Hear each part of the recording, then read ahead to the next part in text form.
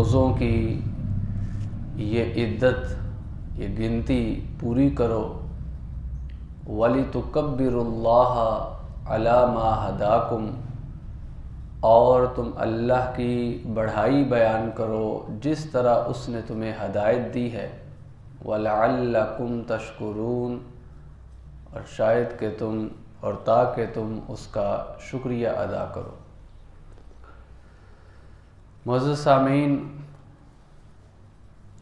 آج کا عنوان ہے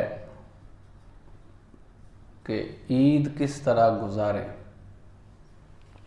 عام طور پہ تو ہم لوگ سو کے ہی عید گزارتے ہیں، بالخصوص جو بڑے لوگ ہوتے ہیں۔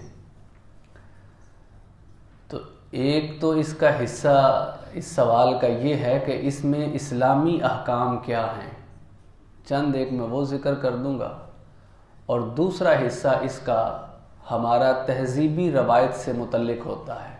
وہ ہر علاقے کی اپنی اپنی روایات ہوتی ہیں، اسلام کو ان پہ نہ کوئی اعتراض ہے نہ کوئی وہ ترغیب دیتا ہے، یہ ہر علاقہ اپنی تہذیبی روایت اور کلچر کے مطابق عید گزارتا ہے۔ جہاں تک پہلے حصے کا تعلق ہے تو قرآن مجید کی آیت جس میں روزوں کا تذکرہ تھا، وہاں پہ اللہ تعالیٰ فرماتے ہیں کہ تم جب روزوں کی گنتی کو پورا کر لو تو وَلِتُكَبِّرُوا اللَّهَ عَلَى مَا هَدَاكُمْ، اللہ کی بڑائی بیان کرو۔ اور آپ دیکھتے ہیں کہ یہ وہی بڑائی ہے جو ہم عید کی جو نماز سے پہلے، یا یوں سمجھ لے کہ عید کا چاند نظر آتے ہی اللہ کی بڑائی بیان کرنا شروع کر دیتے ہیں۔ اس کے مختلف الفاظ ہیں، اللہ اکبر، اللہ اکبر، اللہ اکبر، لا الہ الا اللہ، واللہ اکبر، اللہ اکبر، وللہ الحمد۔ اس کلمے کے اندر دیکھیے بار بار وَلِتُكَبِّرُوا اللَّهَ پہ عمل ہو رہا ہے کہ اللہ اکبر، اللہ سب سے بڑا ہے، اللہ اکبر، اللہ سب سے بڑا ہے، اللہ اکبر، اللہ سب سے بڑا ہے، لا الہ الا اللہ، اس کے علاوہ کوئی الہ نہیں ہے، واللہ اکبر، اللہ ہی سب سے بڑا ہے۔ یعنی اس کلمے کا جو حکم ہے وہ قرآن مجید کے اس لفظ کے اندر ہے، وَلِتُكَبِّرُوا اللَّهَ، گنتی پوری کرنے کے بعد کیا کرنا ہے؟ اللہ کی بڑائی بیان کرنی ہے جیسے اس نے تمہیں ہدایت دی ہے۔ اور وَلَعَلَّكُمْ تَشْكُرُونَ، اور یہ مقصد کیا ہے، یعنی کیوں ہم یہ کام کر رہے ہیں؟ یہ کام ہم شکریہ کے طور پر کر رہے ہیں۔ اب شکریہ کس بات کا؟ شکریہ اس بات کا، اس اللہ کا کہ یا اللہ تیرا شکر ہے کہ تو نے ہمیں 1 مہینہ روزے رکھنے کی توفیق عطا فرمائی ہے۔ آپ دیکھیں کہ اسلام کے اندر جو عبادات کی فہرست ہے نا، میں کئی دفعہ یہ عرض کر چکا ہوں کہ یہ انتہائی مختصر فہرست ہے۔ آپ کاغذ قلم لے کر بیٹھیں گے تو آپ 5 6 چیزوں 7 چیزوں سے آگے نہیں بڑھ پائیں گے جو اللہ کے ساتھ عبادات کا تعلق ہے۔ نماز ہے، روزہ ہے، زکوٰۃ ہے، حج ہے، ٹھیک ہے۔ اس کے علاوہ اور کیا آپ کہیں گے؟ قربانی کو شامل کر لیں، کفارہ یا نذر و نیاز ہے، اسی طرح ایک آدھی چیزیں اور ہیں۔ ان عبادات میں سے صرف 2 عبادتیں ایسی ہیں، کبھی آپ غور کریں، صرف 2 عبادتیں ایسی ہیں کہ جو اجتماعی عبادت ہونے کے ساتھ ساتھ سال کے بعد وہ عبادات آتی ہیں، سالانہ اور اجتماعی۔ یہ 2 چیزیں اس میں پائی جاتی ہیں، یہ صرف 2 عبادتیں ہیں۔ اور ان دونوں عبادات کے بعد کہ مسلمان ایک اجتماعی طور پر ایک عمل کر رہے ہیں اور ہر سال کرتے ہیں، ان دونوں عبادات کے بعد اللہ تعالیٰ نے مسلمانوں کے لیے عید کا تہوار متعین کیا ہے۔ ایک یہ روزوں کی عبادت ہے، یہ سالانہ ہے اور اجتماعی ہے، یعنی مسلمان رمضان کے مہینے میں روزے رکھتے ہیں اور ہر سال رکھتے ہیں۔ تو اس لیے اس عبادت کے بعد عید کا دن متعین فرما دیا کہ اب تم اللہ کا شکر ادا کرو اور خوشیاں مناؤ کہ اللہ نے تمہیں عبادت کرنے کی توفیق دی ہے۔ اور دوسری عبادت وہ بیت اللہ کا حج ہے، وہ بھی اجتماعی عبادت ہے اور سالانہ عبادت ہے۔ اس میں بھی آپ دیکھیں کہ اس کے بعد پھر مسلمان عید الاضحیٰ مناتے ہیں، جو حج کرتے ہیں وہ وہاں پہ مناتے ہیں، اور جو حج نہیں کرتے وہ انہی ایام کے اندر یا اسی دن اپنی اپنی جگہوں پہ اپنے اپنے علاقوں میں مناتے ہیں۔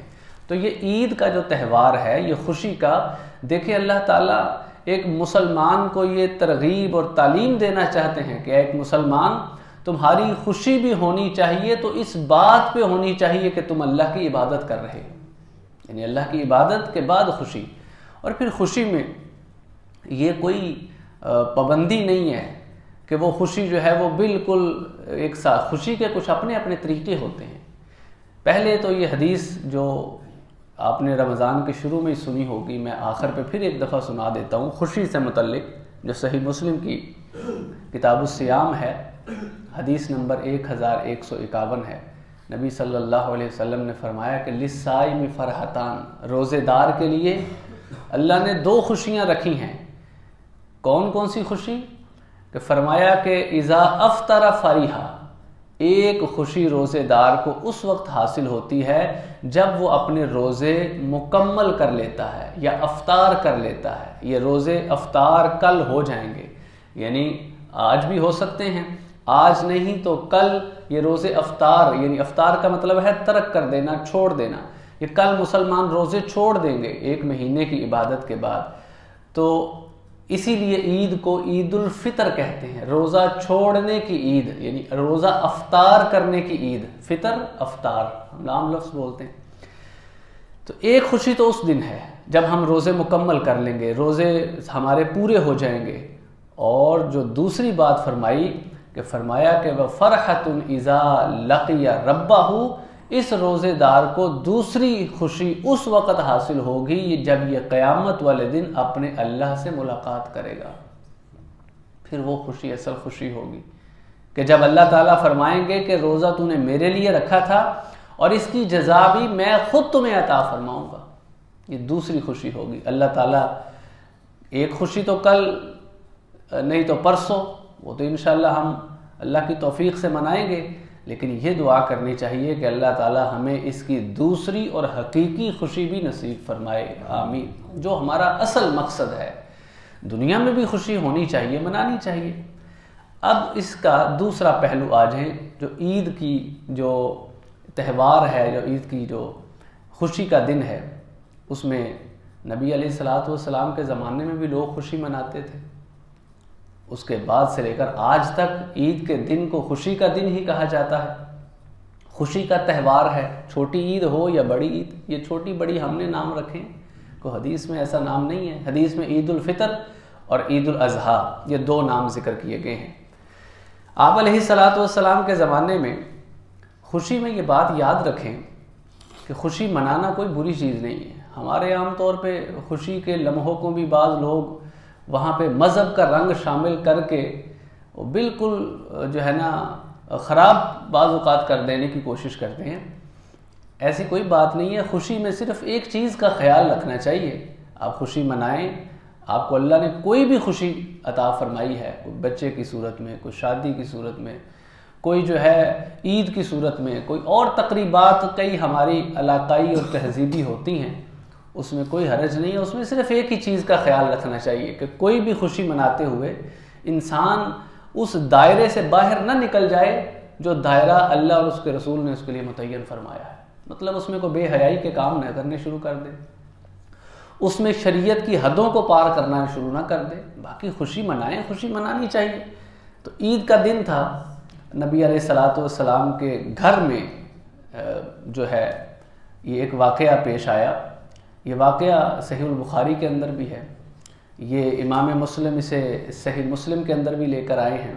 صحیح مسلم کی حدیث نمبر 892 ہے، کتاب العیدین کے اندر، یعنی محدثین نے باقاعدہ کتاب مقرر فرمائی ہے، عیدین، 2 عیدوں کی کتاب، اس میں عید کے احکام ہے۔ عید والے دن آپ علیہ الصلوۃ والسلام ایک چارپائی پہ لیٹے تھے، تو عید کا دن تھا، آپ نے منہ کے اوپر کوئی کپڑا لیا ہوا تھا، آرام فرما رہے تھے۔ تو اسی گھر کے اندر وہ چھوٹی بچیاں تھیں، تو وہ دف بجا رہی تھیں۔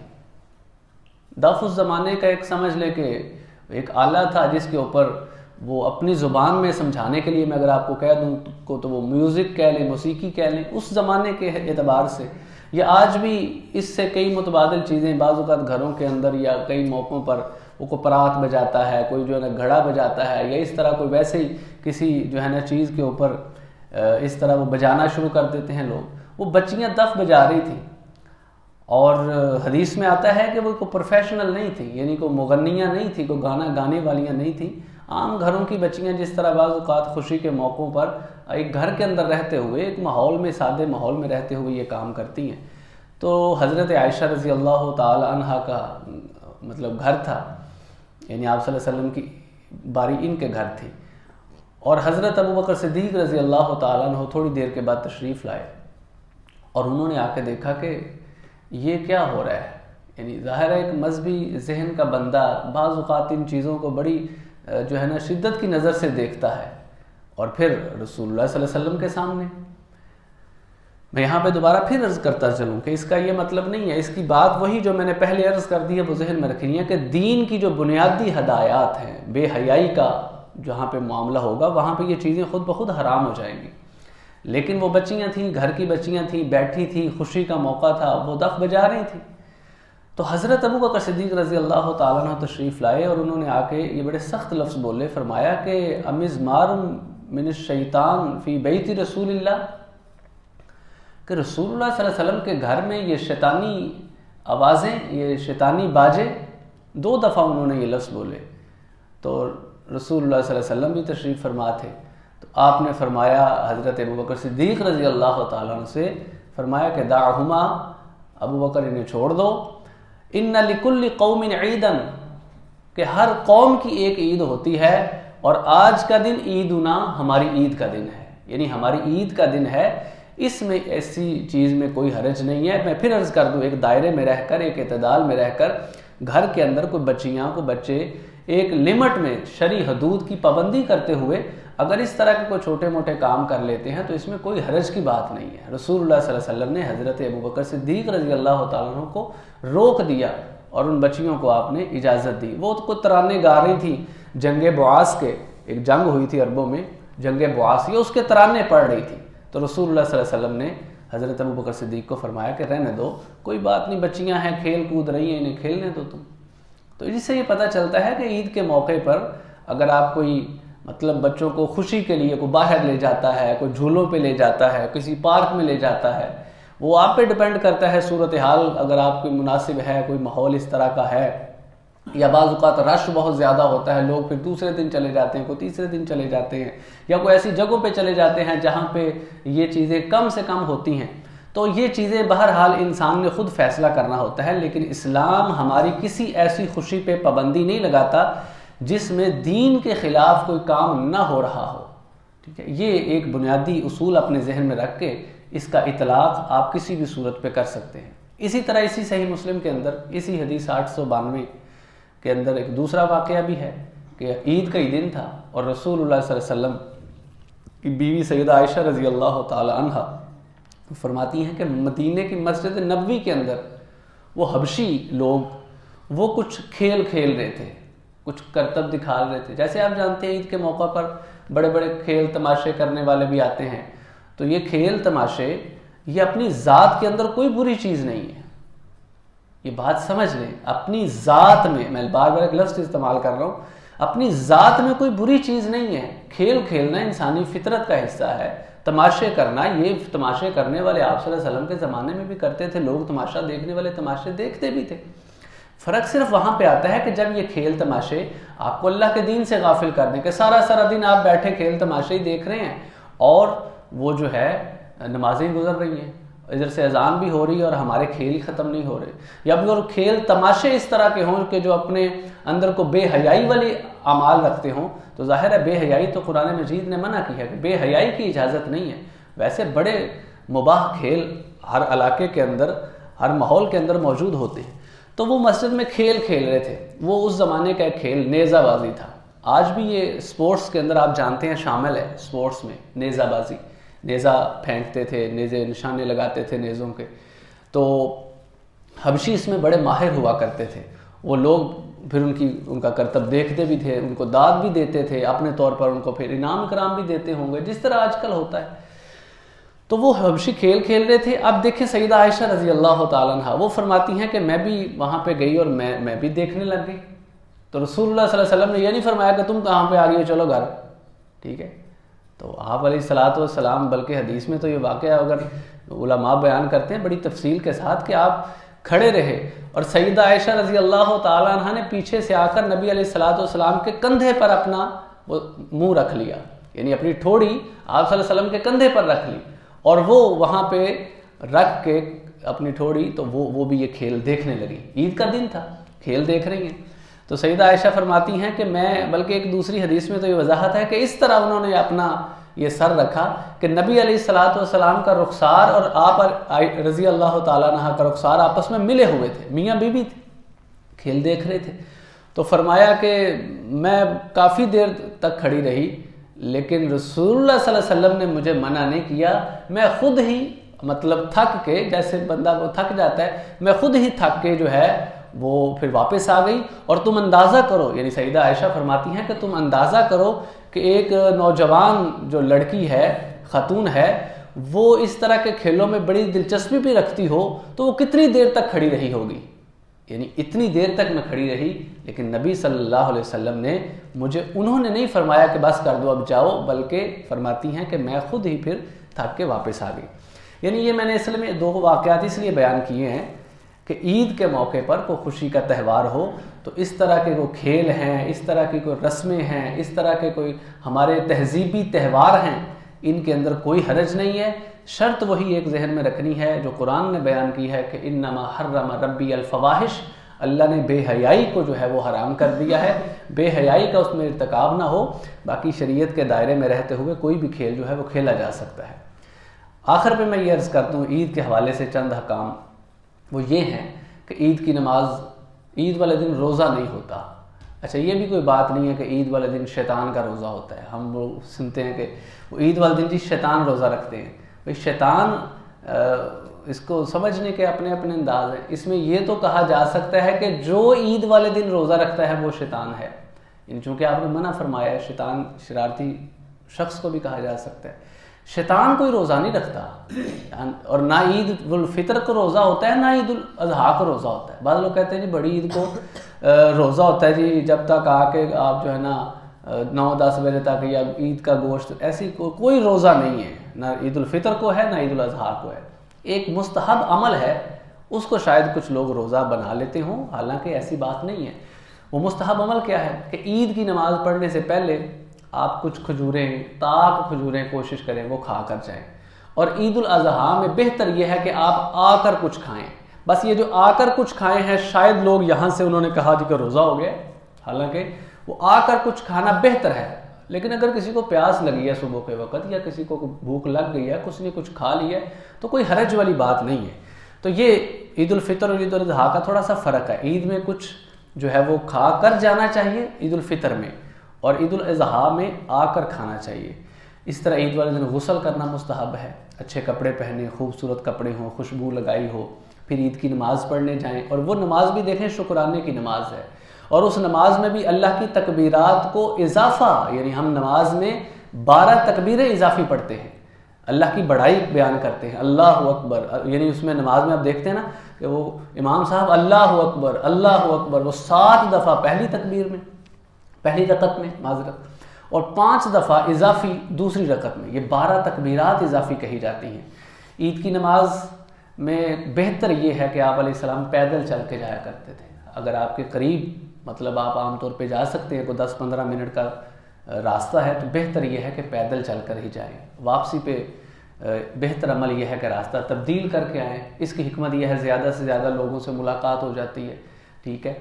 اور پھر عید والے دن جب عید کی آپ وہ عیدگاہ جائیں، اور اگر مسجد کے اندر عید کی نماز پڑھنے کی مجبوری بن جائے، ورنہ مسجد میں عید کی نماز عام حالات میں نہیں پڑھنی چاہیے، کھلے میدانوں میں پڑھنی چاہیے. میدان بہت دور ہے، جا نہیں سکتے، یہ ظاہر ہے آپ نے خود فیصلہ کرنا ہوگا، تو پھر اجازت اور رخصت مل سکتی ہے، ورنہ بہتر عمل میدان میں ہی ہے. تو جب عیدگاہ میں جائیں تو اس میں نہ پہلے کوئی نماز پڑھنی ہے نہ بعد میں کوئی نماز پڑھنی ہے. یعنی وہاں پہ جا کے کوئی بندہ کہے میں 2 رکعت پڑھ لوں، نہیں، نہ پہلے کوئی نماز ہے نہ بعد میں کوئی نماز ہے. عید کی اذان بھی نہیں ہونی، عید کی نماز کی اذان نہیں ہے. عید کی اذان بھی نہیں ہے اور پھر اقامت بھی نہیں ہے. جیسے نماز شروع ہوتے ہوئے اللہ اقامت کہتے ہیں, نہیں, عید میں نہیں ہوگی, نہ اذان ہوگی, نہ اقامت ہوگی, نہ پہلے کو نماز ہوگی, نہ بعد میں کو, صرف 2 رکعت نماز اضافی تکبیرات کے ساتھ پڑھی جائیں گی اور خطبہ عید کی نماز کے بعد میں دیا جائے گا. یہ دیکھیں جمعہ اور عید میں کیسے فرق ہے کہ جمعے میں کیا ہوتا ہے, ہم دیکھتے ہیں نا, پہلے خطبہ ہوتا ہے, جاتے ہیں نا, پہلے خطبہ ہو رہا ہوتا ہے, بعد میں نماز پڑھتے ہیں. عید میں پہلے نماز پڑھی جائے گی, بعد میں خطبہ ہوگا. یہ ساری سنن ہیں جو صحیح بخاری وغیرہ میں کتاب العیدین کتاب نمبر 13 اور دیگر جگہوں پہ موجود ہیں. تو عید کی نماز کا یہ جو ہے وہ طریقہ ہے. اس میں پھر عید کی نماز میں شرکت کرنے کے حوالے سے فرمایا کہ وہ خواتین بھی عید کی نماز کے لیے عیدگاہ میں آئیں, عیدگاہ میں, کہ جنہوں نے نماز نہیں پڑھنی ہوتی, کم از کم وہ مسلمانوں کی دعا میں ضرور شامل ہو جائیں. ام عطیہ رضی اللہ تعالیٰ عنہ تو فرماتی ہیں ہمیں یہ حکم دیا گیا کہ جا کر ان بچیوں کو بھی لے کر آئیں, ان نوجوان خواتین کو بھی لے کر آئیں جو ایام کی حالت میں ہوتی تھی, اور یہاں تک کہہ دیا کہ اگر کسی کے پاس کوئی دوپٹہ نہیں ہے تو وہ اپنی کسی ہمسائی سے کوئی دوپٹہ ادھار لے لے, لیکن مسلمانوں کے اجتماع میں ضرور شرکت کرے. لیکن یہاں پہ میں پھر عرض کر دوں, اگر عید کی نماز مسجد کے اندر ہو رہی ہے نا, مسجد میں, اور مسجد میں ظاہر ہے اگر ایسی کوئی جگہ نہیں ہے تو وہاں پہ خواتین کو پھر بچنا ہی چاہیے. یعنی ان خواتین کی میں بات کر رہا ہوں جو ایام میں ہوتی ہیں, کیونکہ مسجد کے اندر آنے کے حوالے سے ان کے لیے ممانعت ہے. ہاں مسجد کے کوئی پاس میں کوئی گھر ہے, وہاں پہ کوئی ان کا بندوبست کر لیں تو وہ الگ بات ہے. عیدگاہ میں وہاں پہ وہ الگ جگہ پہ وہ بیٹھیں گی, نماز نہیں پڑھیں گی عید کی, لیکن دعا کے اندر وہ شامل ہوں گی. اسی طرح عید الفطر میں اس کے احکام کے حوالے سے اگر بیان کیا جائے تو عید کی نماز پڑھنے کے بعد واپسی پہ پھر راستہ بدل کے, اور پھر یہ چند موٹی جو ہے وہ سنن ہے. اس کے بعد پھر باقی ساری ہماری اپنی معاشرتی رسمیں ہیں. لوگ قبرستان جاتے ہیں عید والے دن, ٹھیک ہے, کوئی حرج نہیں ہے, لیکن اس کو کوئی سنت نہیں سمجھنا چاہیے, ٹھیک ہے, کہ یہ ضروری ہے, ضرور جانا چاہیے. ایک اپنا مطلب ماحول ہے, کچھ اپنے جذبات انسان کے ہوتے ہیں, تو جانے میں بھی کوئی حرج نہیں ہے. اور سب سے بڑی بات یہ ہے کہ عید والے دن نمازیں معاف نہیں ہیں, نمازیں پڑھنی ہیں. کوئی مجبوری بن گئی ہے, کوئی مہمان آ گئے ہیں, کہیں آنا جانا ہو گیا ہے, اس میں کچھ رخصتیں تو ہیں, وہ عید کے لیے نہیں ہیں, وہ کسی بھی موقع کے لیے ہیں. اس میں رخصتیں تو ہیں کہ آپ 2 نمازیں اکٹھی کر سکتے ہیں. اس میں رخصتیں تو ہیں کہ آپ اگر کوئی سفر پہ جانا ہے تو دونوں پہلے پڑھ لیں, ٹھیک ہے. اور اگر پھر یہ بھی ہے کہ دونوں بعد میں, یعنی ظہر اور عصر کو اکٹھا کیا جا سکتا ہے, مغرب اور عشاء کو اکٹھا کیا جا سکتا ہے. آپ سنتے نوافل چھوڑ سکتے ہیں, ٹھیک ہے, صرف فرض ادا کر لیں, لیکن نماز معاف نہیں ہے. حتیٰ کہ جنگ بھی لگ جائے, خدا نخواستہ جنگ کی صورتحال بن جائے, تو اس میں بھی نماز معاف نہیں ہے, نماز پڑھنی ہے. عید کا مطلب یہ نہیں ہے کہ نمازوں سے بھی چھٹی ہے. تو باقی اللہ تعالی ہمیں عمل کی توفیق عطا فرمائے. اللہ تعالی ہماری خوشیوں میں بھی اپنی رحمتیں نازل فرمائے, ہمیں خوشیاں نصیب فرمائے, خوشیوں کو منانے کی ایک حدود کے اندر رہتے